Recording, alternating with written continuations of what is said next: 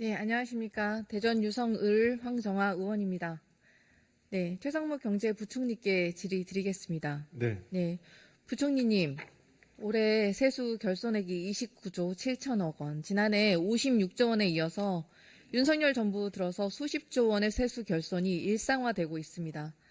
재정의 기본 방향은 국회에서 심의 확정한 세출 예산 집행, 민생 경기에 미치는 영향 최소화라고 말씀을 하시는데 실상은 소 잃고 외양간 고치는 것도 아니고 소도 잃고 외양간도 안 고치고 정부가 아예 손을 놓아버린 것 같냐라는 지적이 끊이지 않습니다. 긴축만 외치는 공허한 메아리가 민생 경제 침체를 초래하고 민생 경제 침체가 지속되니 세수 결손 발생하고 재정은 다시 불건전해지는 악순환의 고리를 만들어내고 있습니다. 국민께서 윤석열 정부의 민생 경제 정책 어떻게 바라보고 계신다고 생각하십니까? 지금 민생이 어렵기 때문에 그 정부의 역할을 더 희망하고 계시다고 생각하고 있습니다. 그렇지만 재정 부분에 있어서는 저희 여러 가지 상황이 본격적인 재정 확장보다는 그다음에 어려운 취약계층을 중심으로 한 재정의 역할을 강화하는 쪽이 맞다고 생각하고 제가 그쪽으로 좀 열심히 노력을 하고 있습니다. 혹시 여론조사들은 챙겨보십니까? 여론조사 보시면 대통령 지지율이 역대 최저치 17% 대통령 지지율을 기록한 한국갤럽 지난주 조사 결과입니다. 대통령 국정수행 부정평가 74%에 달합니다. 부정평가 이유 1위가 뭔지 아십니까? 뭘 것 같으십니까? 1위. 모두 다 짐작하다시피 김건희 여사입니다. 그런데 그 바로 다음 2위는 경제, 민생, 물가, 경제, 민생입니다. 경제정책 잘하고 있다 15%, 잘 못하고 있다 71%입니다. 전 권역, 전 연령대, 전 직업에서 부정평가가 압도적입니다. 최근 참여연대와 리서치뷰에서 진행한 윤석열 정부 조세정책, 재정정책 관한 국민 여론조사입니다. 세수 결손 발생 원인, 감세정책 때문이다 55%. 윤석열 정부의 감세정책은 공정과세가 아니다 63%입니다. 그리고 부자 감세, 이거 부자 감세다. 57%. 역대 조사 중 가장 높은 비율을 차지했습니다. 그러면 내수 부진 해소를 위해서 정부 대응은 충분했는가? 충분하지 않다. 63%에 달합니다. 이게 국민 여론입니다. 국민의 평가에 대해서는 어떻게 받아들이십니까? 네, 무겁게 받아들입니다. 윤석열 정부에 대한 신뢰가 없으니 경제가 더 안 좋아지고 있습니다. 3분기 경제 성장률이 전분기 대비 0.1%를 기록합니다. 2분기 역성장률 감안하면 사실상 1분기보다 더 못한 역성장이 지속되고 있다고 보입니다.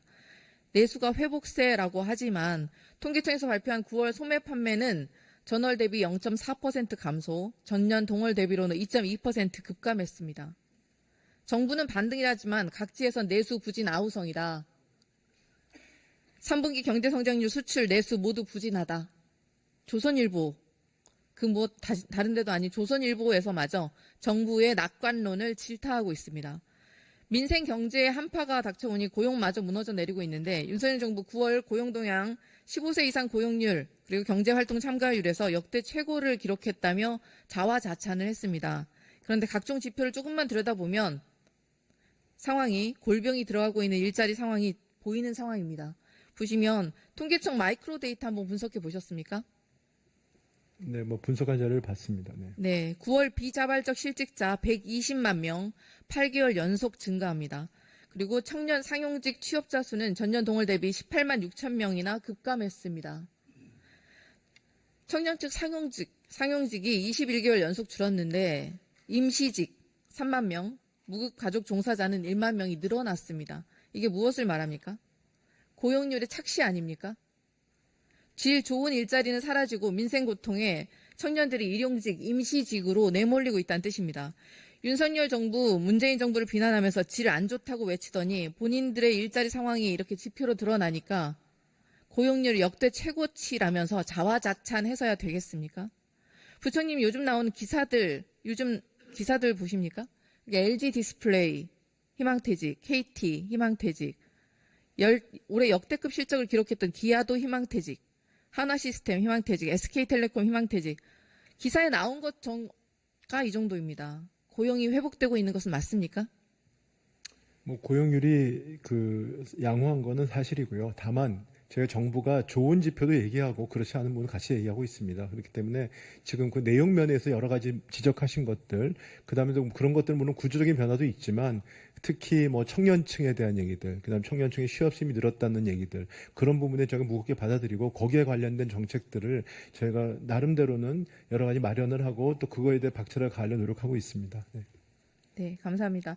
경기에 활력을 불어넣어야 할 가장 중요한 또 모세혈관 중 하나가 골목 경제입니다. 자영업자들이 빚을 못 낸 액수인 신용보증재단 사고액이 9월 누적 기준 2조에 육박합니다. 재작년 대비 1조 4천억 원 급증하죠. 사실상 역대 최대 규모입니다. 도소매업의 사고액만 5,700억, 재작년 대비 3.3배 수준 급증했고 음식 숙박업의 경우에 사고액이 6천억이 넘어가서 재작년 대비 4배 수준으로 급증을 합니다. 빚조차 갚지 못해서 처참하게 무너져 내리는 골목 경제 상황 보이십니까? 이게 내수가 회복되고 있는 게 맞습니까?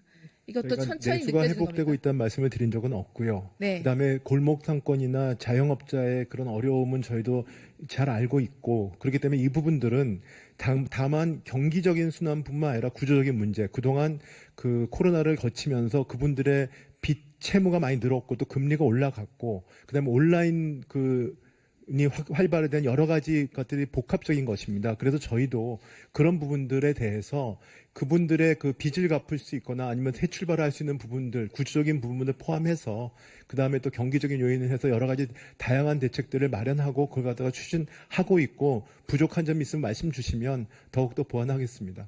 네, 감사합니다. 게다가 이제 수출 경기는 좋아지고 있다고 발표하셨는데 제조업마저 사고액이 재작년 대비 2.7배 늘었습니다. 현장에서는 코로나 때보다 더 힘들다는 곡소리가 나오고 있습니다. 그러니 더 열심히 분발하셔야 될 것 같고요. 향후 경제 상황도 녹록치는 않아 보입니다. 기업 경기 실사지수, 소비자 동향지수를 합성한 10월 경제심리지수는 92.5로 전월에 비해서 1.2포인트 하락합니다. 10월 발표된 한국갤럽 여론조사 결과에 따르면 향후 1년간 경기가 나빠질 거다라는 응답이 58%, 좋아질 거다라는 응답이 14%, 거의 4배 차이입니다. 명확한 상황 인식이 없이는 대책도 허황된 뜬구름에 불과할 것입니다. 올해 경제 성장률 최종적으로 몇 % 추산하고 계십니까? 현재 저희 정부 입장을 말씀드리기가 그렇고 지난번에 기재위에서 한은 총재께서 뭐 원래 전망보다 이거 2%좀 넘는 성장 2.2에서 2.3 정도라고 전망된다고 한은 총재께서 말씀하셨습니다. 잠재 성장률보다는 나으니까 괜찮다. 뭐 이렇게 보고 계신 건 아니죠? 그렇게 보고 있지는 않고요. 잠재 성장률보다 높다는 거는 뭐 팩트니까요. 사실이니까. 그렇지만 저희가 경기 흐름이나 요번에 3, 4분기 GDP 같은 경우에는 내수는 좀 회복 흐름을 보이고 있지만 여러 가지로 전체적인 성장 동력, 성장의 그 힘이라고 하는 건 예상보다 나빴습니다. 그리고 그 일시적인 요인도 있지만 그 안에 뭐 건설이라든지 그 다음에 또 그런 부분들 몇 가지 부분들 취약 부분을 제가 발견했기 때문에 거기에 대한 보완 방안 저희가 이미 마련하고 있지만 네. 조금 더 재정의 간단하게 역할을 하겠습니다. 네네. 이렇게 위기가 심각하게 현장에서 지금 느껴지고 있기 때문에 특단의 대책에 나서야겠다라는 말이 나오고 있습니다. 2년 연속 수십조 원 세수 결손 그리고 허황된 경제 낙관론에 따른 성장률 쇼크. 윤석열 정부가 경제를 이끌어갈 능력 자체가 전무한 것 아니냐는 국민의 비판이 나오고 있습니다. 부총님 예정처에 2025년 국세 수입 전망 보셨습니까? 네, 봤습니다. 국세 수입이 내년에도 정부 예산안보다 3.9조 원 하회할 것으로 전망됩니다. 내년에도 세수 결손 발생하는 거 아닙니까? 뭐 저희가 유념해서 보고 있고요. 예정처는 작년은 저희하고 6조 정도 차이가 났는데 3.9조 정도 차이면 조금은 갭은 줄어들었다고 생각합니다. 국세 수입이 줄어드는 사유가 경제지표 회복세가 정부보다는 완만할 것으로 예상됐기 때문인데 2024년, 28년, 5년 합계 기준으로 정부보다 총 수입이 48조 원 작으나 총 지출은 20.8조 원으로 크게 전망을 했습니다. 이 차이가 경제 전망의 차이에서 기인하는 것이 아닌가라고 분석하고 있는데 사실상 정부의 낙관론보다 경제 상황은 더 심각해질 수 있다. 현장에서는 한국 경제가 절체절명의 위기다라고 우려하고 있습니다. 전 세계 증시가 상승세인데 유일하게 한국만 코스피가 뒷걸음치면서 상승률 꼴찌인 것은 불길한 신호가 분명합니다. 그리고 기재부는 보고 싶은 것만 보고 있는 것이 아닌가라는 우려가 현장에 팽배합니다. 기재부의 이런 낙관론을 담은 보고서가 윤석열 대통령에게 올라가니까 우리 경제가 확실히 살아나고 있다라는 엉뚱한 소리를 하시는 것 아닙니까? 위기를 인정하지 않는다고 해서 사라지는 것이 아닙니다. 그리고 정부가 2년 연속 장밋빛 전망에 추계조차 제대로 하지 않아서 발생한 수십조 원 세수 결손, 잘못은 정부가 했는데 벌은 국민이 받고 있습니다. 환율 방어막 외평기금 2년째 빼오고 청약통장 재원인 주택도시기금에서 2, 3조 원을 충당하고 지방교부세 교부금에서 6조 5천억 원가량 집행을 불용하는 방식으로 사실상 감액을 했습니다. 추경은 이런 지하에 거부를 하더니 카드 돌려막기처럼 우리가 지금 혈세 리볼빙을 하고 있는 것이 아닙니까? 민생 경제 위기에 국가가 더 나서지는 못할 망정 지역에 줄 돈을 뺏겠다는 게 무슨 어불성설입니까? 부총님 지난 4월 15일 부총리 주재로 열린 회의 기억하십니까? 1분기 신속 집행 추진 현황 및 향후 계획을 그때 발표하셨었어요. 그때 뭐라고 하셨었냐면 지방재정 95조 8천억 원, 지방교육재정 11조 7천억 원 등을 신속하게 집행해서 경제 온기 확산에 기여했다라고 평가하셨습니다. 선거 전에는 돈을 빨리 쓰라고 내려꽂고 선거 끝나니까 세수 결손 났다고 돈을 뺏어가는 것 아닙니까? 언제는 빨리 쓰라고 하고 언제는 불용이라고 하고 국가 재정이 갈 때보다 가볍습니다. 그리고 교부세 교부금 감액이 올해만 이루어지는 게 아니라는 게 더 큰 문제인데요.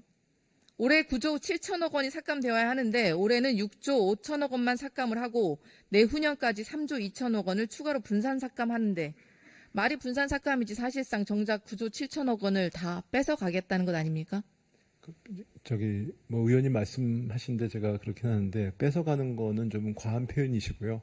어차피 지방재정에 있어서도 내국세에 따라서 연동되는 것이고 물론 지방재정의 어려움은 저는 안타깝게 생각하고 있습니다만 그런 부분들은 저희가 법에 따라서 지방재정 교부금이 줄어들어 조정을 해야 되는데 그걸로 지자체랑 같이 소통을 해서 최대한 그 부작용이 적은 방향으로 저희가 소통을 하고 있습니다. 심각한 세수 결손이 나니까 각 지자체들이 추진 사업을 재검토 또는 추경에 나설 준비를 각자 하고 있습니다. 시도 교육청이 올해 세입 결손 추정치가 5조 원을 넘을 것으로 보고 있고 이 정도면 교육청에서는 고정 비용을 제외한 교육 사업은 아예 추진할 수조차 없는 상황입니다. 게다가 무상교육 국비 지원까지 일몰되면서 지역 교육청들은 아예 패닉 수준에 빠지고 있습니다. 정부의 무능에 지역의 발전과 교육마저 완전히 흔들리고 있다는 사실입니다. 네. 부총리님, 지역 균형 발전 지방 분권의 핵심은 재정 분권 아니겠습니까? 동의하시죠? 네, 일단 동의합니다. 네. 이런 상황에서 대통령이 전 정권들 폄하하면서 말로만 지방자치 외치는 과거 전철을 밟지 않겠다 이렇게 발언하시면 지역을 얼마나 무시하시면 이렇게까지 하십니까? 최소한 세수 결손에 따른 지자체 교부세, 교부금 삭감에 송구하다라는 정도의 발언은 있어야 책임을 지는 대통령 아니겠습니까? 일단은 제가 그 부분에 대해서는 송구하다고 말씀을 드렸습니다. 네. 정부가 곳간을 걸어 잠글 때가 아니라 돈을 써야 경기가 살아납니다. 말씀드렸다시피 예정처 추계 결과 국세 수입 내년에도 정부 예산안보다 3.9조 원 하회할 것으로 전망됩니다. 지금과 같은 방법으로는 안 됩니다. 국정 기조 바꾸지 않으면 안 되고 더 이상 피해가 되돌릴 수 없을 때까지 안 되니까 최소한 야당이 요청하는 지역화폐 등 민생회복 예산이라도 반드시 수용해 주시길 바랍니다. 재정이 반드시 역할을 해 주셨으면 좋겠습니다.